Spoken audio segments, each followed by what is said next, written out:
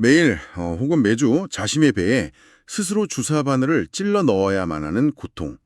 그런데 현재 전 세계적으로 가장 인기 있는 비만 치료제와 당뇨약들이 다 이런 주사 방식이잖아요. 만약 이 기적의 주사제들을 그냥 아침에 비타민 챙겨 먹듯 물과 함께 툭 털어 넣는 알약으로 바꿀 수 있다면 어떨까요? 이 질문에 대한 해답은 단순히 환자의 편의성을 넘어갑니다. 이건 수백조 원 규모의 글로벌 제약산업 판도를 뒤집고 거대한 병원 인프라의 존재 이유마저 바꿀 수 있는 중대한 열쇠거든요. 안녕하세요. 이콘인사이트입니다. 오늘 우리는 삼천당 제약이 개발 중인 에스페스 플랫폼을 통해 이 혁신적인 아이디어가 어떻게 현실이 되고 있는지 본격적으로 파헤쳐 보겠습니다. 네, 오늘 다룰 내용이 정말 흥미롭습니다. 사실 주사제를 먹는 약으로 바꾼다는 건 제약업계의 정말 오랜 수건이었거든요. 특히나 분자 구조가 크고 복잡한 바이오 의약품은 위산에 쉽게 녹아버리기 때문에 이걸 알약으로 만드는 게 물리적으로 아주 어렵습니다. 그렇죠. 그런데 삼천당 제약이 이 난제를 극복했다고 주장하면서 글로벌 시장에서 막 파격적인 계약들을 잇따라 맺고 있다고 들었어요. 맞습니다. 그래서 오늘은 과장된 소문이나 맹목적인 기대감은 싹 걷어내고 철저히 팩트 기반으로 갈 겁니다. 파트너사 정보랑 공식 문서를 통해서 이 회사의 기술적 구조와 협상력이 도대체 어디서 나오는지 하나하나 분석해 보려고 합니다. 아, 좋습니다. 팩트 위주로 차근차근 짚어보죠. 그런데 그 엄청난 미래 기술을 이야기하기 전에 우리가 먼저 짚고 넘어가야 할 아주 중요한 기초적인 질문이 있습니다. 어떤 질문이죠? 보통 이런 바이오 벤처 기업들 보면요. 막 엄청난 신약 하나 개발하겠다고 뛰어들었다가 나중에 자금이 모자라서 임상도 다 못 끝내고 기술을 헐값에 넘기는 경우가 진짜 흔하잖아요. 이 회사는 그런 자금 압박 없이 스스로 연구를 지속할 만한 기초 체력이 있는 건가요? 오, 아주 정확한 포인트를 짚으셨습니다. 기업 분석할 때 가장 먼저 봐야 할 핵심이죠. 결론부터 말씀드리면 삼천당 제약은 외부에서 막대한 돈을 끌어오지 않아도 스스로 현금을 창출하는 아주 튼튼한 구조를 가지고 있습니다. 오, 스스로 돈을 번다고요? 네, 1943년에 설립된 중견제약사인데요. 특히 핵심 자회사인 옵투스 제약에 주목해야 합니다. 여기가 지금 국내 안과용 점안제, 그러니까 우리가 아는 안약 시장에서 1위를 차지하고 있거든요. 여기서 매달 꾸준히 들어오는 현금이 이 회사의 든든한 기초 체력이 되는 겁니다. 아, 안약 시장 1위요? 그럼 연구비로 쓸 지갑은 이미 빵빵하게 채워두고 있다는 거네요? 그렇죠. 게다가 2025년을 기점으로 실질적인 턴어라운드를 달성했다는 게 핵심입니다. 턴어라운드요? 네, 정체기를 벗어나서 막대한 수익을 내는 체질로 완전히 바뀌었다는 뜻인데요. 그 비결이 바로 아일리아라는 약의 바이오 시밀러, 즉 복제약을 성공적으로 출시한 데 있습니다. 아일리아라면 그 황반병성 치료제 같죠? 맞습니다. 노화 때문에 눈 망막에 문제가 생겨서 시력이 떨어지는 병이죠. 그 약의 복제약을 캐나다 시장에 출시했는데 놀랍게도 진입한 지 불과 3개월 만에 시장 점유율 80%를 장악했습니다. 와, 잠깐만요. 3개월 만에 80%요? 아니, 아무리 복제약이라고 해도 보수적인 의료 시장에서 해외에 나가자마자 80%를 먹었다는 건 약간 비상식적으로 빠르지 않나요? 그쵸. 엄청난 수치죠. 혹시 가격을 반값 이하로 확 후려치는 뭐랄까 출혈 경쟁을 한 건가요? 아닙니다. 가격 경쟁 때문이 아니었어요. 의사들이 이 약을 선택할 수밖에 없었던 건 아주 명확한 기술의 차이, 정확히는 제형의 차이 때문이었습니다. 제형의 차이요? 어떻게 다르길래요? 기존 안과 주사제들은 보통 바이알이라고 부르는 작은 유리병에 약이 들어있거든요. 이걸 환자 눈에 찌르려면 간호사나 의사가 직접 주사기를 병에 꽂아서 약을 쭉 뽑아내야 합니다. 이 준비 과정이 한 60초에서 100초 정도 걸려요. 1분 정도 걸리네요. 그게 그렇게 큰 문제인가요? 시간도 시간이지만 그 과정에서 생기는 감염 리스크가 진짜 치명적입니다.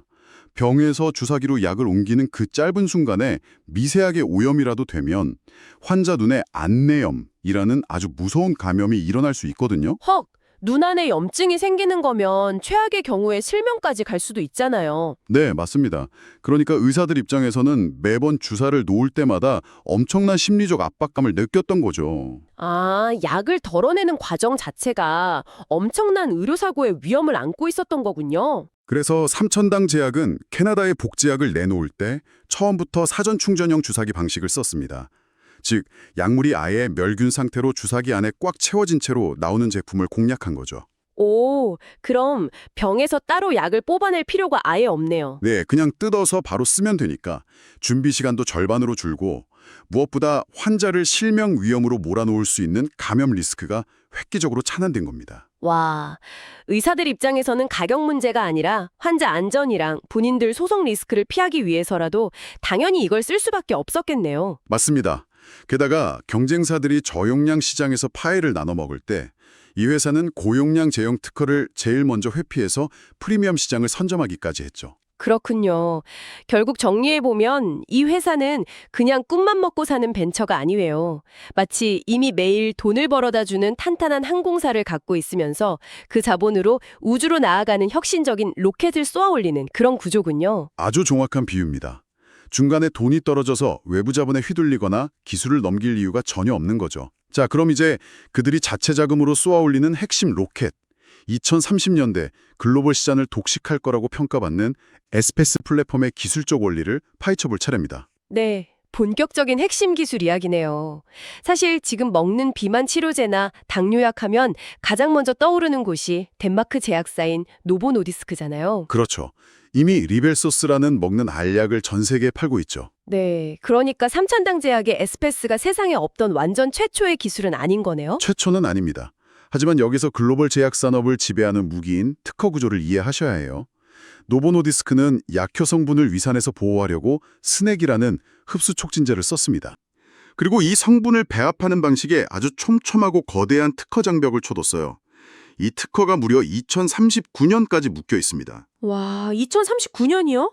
보통 성분 특허가 끝나면 복제약이 막 쏟아져 나와야 하는 거 아닌가요? 성분 특허가 풀려도 그걸 알약으로 만드는 배합 기술 특허가 2039년까지 걸려 있어서 다들 발이 묶인 겁니다. 그런데 삼천당 제약은 이 스넥이라는 기술을 단 1%도 쓰지 않고 완전히 독자적인 화학적 경로인 에스페스를 개척해버린 거죠. 아, 아예 새끼를 뚫어서 경쟁사의 특허를 합법적으로 비켜간 거네요.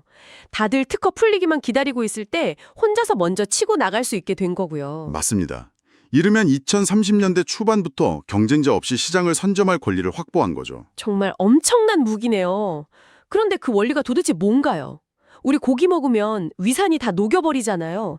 약도 위산에 분해돼서 효과가 없어지는 게 상식인데 어떻게 그 강력한 위산을 통과하는 거죠? 핵심은 정교한 이중흡수 경로입니다. 약이 몸에 들어가면 먼저 마이셀이라는 나노 크기의 둥근 보호막이 약물 성분을 꽁꽁 감싸게 됩니다. 아, 눈에 안 보이는 작은 캡슐 같은 거군요. 네, 이 캡슐 우주선이 그 맹렬한 위산을 견디고 무사히 소장까지 약을 살려보냅니다. 소장에 도달하면 본격적인 흡수가 두 단계로 일어나는데요. 첫째, 캡슐에 포함된 계면활성제가 장 점막의 틈, 그러니까 굳게 닫힌 세포 사이의 문을 일시적으로 싹 열어줍니다. 문을 열고 나면 그 뒤엔 약이 알아서 스며들어가는 건가요? 아닙니다. 두 번째 단계로 생체 고분자라는 특수 물질이 장세포 표면의 수용체와 찰칵 결합합니다. 단순히 약을 밀어넣는 게 아니라 세포가 스스로 약물을 피 속으로 꽉 끌어당기도록 능동적인 반응을 유도하는 거죠. 와, 듣고 보니까 막 위산이라는 적군을 나노방패로 튕겨내고 소장이라는 비밀 통로를 몰래 열고 장세포랑 은밀하게 교신해서 약을 혈관 안으로 밀어넣는 아주 특급 VIP 경호원 같네요. 오, VIP 경호원 비유 좋네요. 거기에 하나 더 보태자면 이 경호원이 약을 안내하는 최종 도착지가 또 다른 혁신입니다. 보통 약을 먹으면 장에서 흡수돼서 온몸을 빙 돌잖아요. 그렇죠. 전신 혈관을 타고 돌죠. 그런데 에스페스를 통해 흡수된 약물은 전신을 순환하기 전에 간문맥이라는 아주 굵은 혈관을 타고 간으로 바로 직행합니다. 간으로 먼저 간다고요? 그게 기존 방식이랑 어떤 차이가 있는 건가요? 우리가 밥을 먹으면 췌장에서 자연스럽게 인슐린이 나오는데 이 자연 인슐린도 피 속에 들어갈 때 간문맥을 통해서 간으로 제일 먼저 갑니다.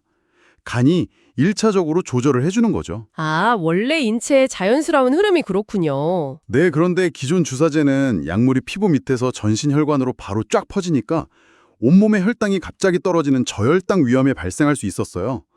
반면에 에스페스는 약물을 간으로 먼저 보내서 자연스러운 생리적 섭리를 그대로 모방하니까 부작용 위험을 원천 차단하는 겁니다. 아, 단순히 특허를 피하려고 꼼수를 부린 게 아니라 오히려 인체 구조에 더 가깝게 만들어서 부작용까지 줄여버린 진짜 진일보한 기술이네요. 네, 그렇습니다. 자, 그런데 전문가님, 제가 여기서 청취자 여러분을 대신해서 조금 삐딱하게 질문을 던져보겠습니다. 기술이 이렇게 복잡하고 정교하면 이거 만드는데 돈이 엄청나게 많이 들지 않나요? 제가 자료를 보니까 제조 원가가 판매가의 고작 5에서 8% 수준이라는 사기적인 수익 구조가 적혀 있던데 솔직히 이거 투자자들 현혹하려고 숫자 너무 부풀린 거 아닌가요? 잔치 전에 음식 사진만 보고 몰려드는 것처럼 막 기대감만 부풀린 수치 같은데요. 충분히 의심하실 만합니다. 하지만 경쟁사인 노보노디스크의 스낵 방식과 에스페스의 화학적 성분, 그리고 무엇보다 투입량을 비교해보면 이 숫자가 팩트라는 게 명확해집니다. 투입량요? 네, 일단 원료 단가부터 달라요. 기존 스낵이라는 물질은 1g에 100달러에서 200달러나 할 정도로 엄청 비쌉니다. 반면에 에스페스에 들어가는 핵심 소재는 1g당 20달러 수준이라 재료 자체도 훨씬 저렴해요. 재료비가 벌써 5에서 10배 차이가 나네요. 근데 그것만으로 그 5에서 8%라는 경이적인 원가율이 다 설명되진 않을 것 같은데요? 그렇죠. 더 결정적인 이유는 바로 사용량에 있습니다. 기존 기술은 장막을 통과하기 위해 좀 무식한 방식을 씁니다. 비유하자면 무거운 통나무로 성문을 마구 부수고 들어가는 것과 같아요. 그래서 실제 필요한 약효 성분보다 수십 배나 많은 양의 흡수 촉진제를 한꺼번에 쏟아부어야 합니다. 그래야 그중 일부가 겨우 흡수되거든요. 아, 비싼 재료를 막 무더기로 부어야 한다는 거군요. 반면에 에스페스는 수용체 결합 방식을 쓴다고 했잖아요. 이건 성문의 자물쇠에 딱 맞는 열쇠를 부드럽게 돌려서 들어가는 격입니다. 아주 소량의 촉진제만 써도 흡수율이 충분히 나오는 거죠. 비싼 재료를 왕창 붓는 경쟁사와 싼 재료를 아주 조금만 써도 되는 에스페스. 이 구조적 차이 덕분에 나중에 글로벌 빅파마들이 약값을 깎아내리는 치킨 게임을 벌여도 이 회사는 끝까지 살아남을 수 있는 무서운 원가 경쟁력을 갖추게 되는 겁니다. 아하, 재료비도 싼 데다가 투입하는 양 자체가 아예 비교가 안 되게 적으니까 그런 말도 안 되는 원가율이 나오는 거군요. 이제 납득이 갑니다. 그럼 이 에스페스 기술은 인슐린이나 비만약에만 쓸 수 있는 건가요? 만약 이게 다른 약에도 다 적용된다면 그 잠재력이 어마어마할 텐데요. 그 확장성이야말로 이 기업을 단순한 제약사가 아니라 플랫폼 기업으로 부르게 만드는 핵심입니다. 에스페스는 분자 크기로 최대 100만 달돈 크기의 물질까지 장을 통해 체내로 흡수시킬 수 있다고 검증이 됐거든요. 달톤이라는 단위가 일반인한테는 좀 생소한데요. 100만 달톤이면 얼마나 큰 건가요? 우리가 방금까지 얘기했던 비만 치료제가 보통 3,000에서 5,000 달톤이고요. 인슐린이 6,000 달톤 정도입니다. 네, 그 정도군요. 그런데 현재 세계 유리 매출이 항암제인 키투르다나 옵디보 같은 정맥주 사용 약들은 분자 크기가 무려 15만 달톤에 달합니다. 15만 달톤이요? 아니, 잠깐만요. 5천 달톤짜리 약 흡수시키는 기술을 얘기하고 있었는데 15만 달톤짜리 거대한 항암제의 덩어리도 에스페스 기술을 쓰면 알약으로 쏙 넘길 수 있다는 뜻입니까? 그게 물리적으로 진짜 가능해요? 네, 이론적 한계가 100만 달톤이니까 15만 달톤의 항암제는 충분히 처리 범위 안에 넉넉하게 들어옵니다. 이게 실현된다는 건 의료계 시스템 자체가 바뀌는 문제예요. 지금 암 환자들은 항암제 한 번 맞으려면 병원에 가서 반나절 동안 전용 의자에 누워 커다란 링거 주사를 맞아야 하잖아요. 맞아요. 부작용 생길까봐 간호사분들이 계속 지켜봐야 하고요. 그런데 이 약이 알약이 된다면 환자가 병원 주사실에 굳이 갈 필요 없이 집에서 편하게 따뜻한 물 한 잔이랑 항암제를 꿀꺽 삼키는 일상이 열리는 겁니다. 와, 이거는 특정 화물만 배송해주는 트럭이 아니라 화물 크기나 무게 상관없이 어떤 약이든 알약으로 포장해서 몸속으로 쏴주는 글로벌 제약계의 아마존 물류망 같은 거네요. 이런 무시무시한 가치를 글로벌 빅파마들도 다 알고 있나요? 네, 최근 맺은 계약 조건들을 보면 그들이 이 기술을 어떻게 대우하는지 아주 노골적으로 알 수 있습니다.